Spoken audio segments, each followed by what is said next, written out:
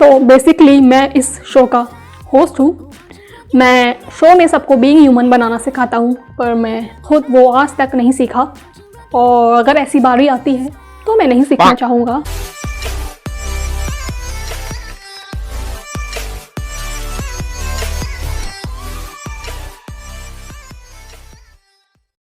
Hi guys, welcome to my channel. तो मुझे लगता है कि बिग बॉस को रोस्ट करने का ये सबसे ज़्यादा सही टाइम है। क्यों? क्योंकि अब तक उस बिग बॉस के सारे कैरेक्टर से हम अच्छी तरह फैमिलियर हो चुके हैं और बिग बॉस को मिल चुके हैं उसके फेवरेट कंटेस्टेंट निकी तंबोली और एजाज खान। और बिग बॉस के ये फेवरेट कंटेस्टेंट हैं क्योंकि यही दोनों गाली दे सकते हैं, तेरी पट्टी है, चिल्ला सकते हैं, अपने सर पे डालो, वायलेंट हो सकते हैं,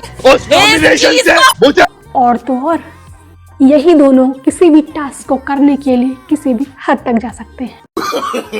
नो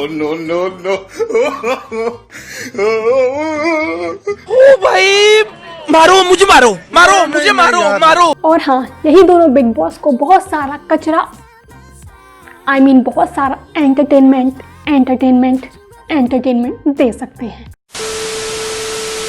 बिग बॉस के सारे सीजन के शोज देखने के बाद मैं इस कंक्लूजन पर लॉजिकली पहुंची हूँ कि बिग बॉस में एक कैरेक्टर तो इनको ज़रूर ऐसा चाहिए होता है जो केवल होस्ट का फेवरेट हो, पब्लिक का फेवरेट हो या ना हो, पर वो होस्ट का फेवरेट ज़रूर होना चाहिए। तो इस बार आई है निकी तंबोली। कोशिश जान लेना। Oh my God.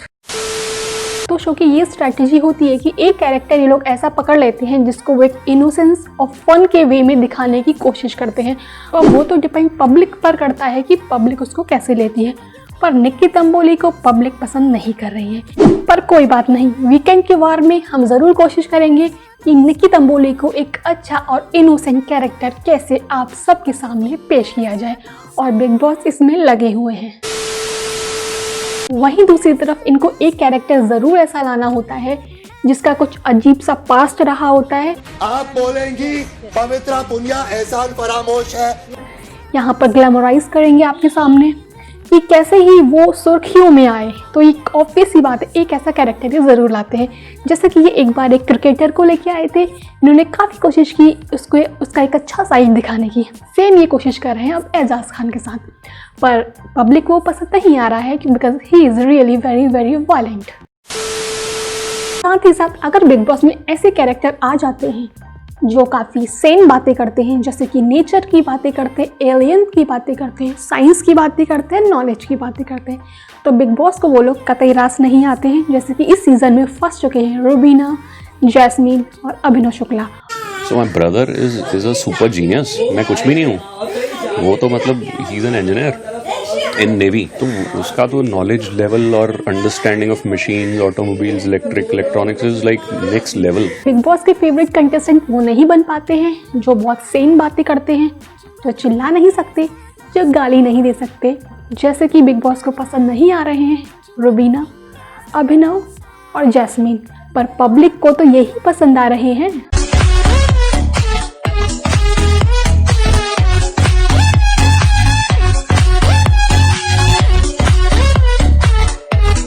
तो अब बिग बॉस में आता है एक वीकेंड का वार। वीकेंड के वार को आप समझ लीजिए आपका एग्जामिनेशन टेस्ट। उसमें सारे कंटेस्टेंट डरे हुए होते हैं। अगर डरे नहीं भी हैं तो उनको ऐसे प्रिटेंड करना होता है कि उन्होंने पूरे हफ्ते कुछ गलती की है, तो उनको ऐसा माइंड में रखना होता है आज उनकी डांट पड़नी है। अगर आप डरते नहीं हो ना, तो वीकेंड के वार में आपको डरना है। और साथ ही साथ इस शो के होस्ट आपको बताते हैं कि स्टैंड कैसे ले।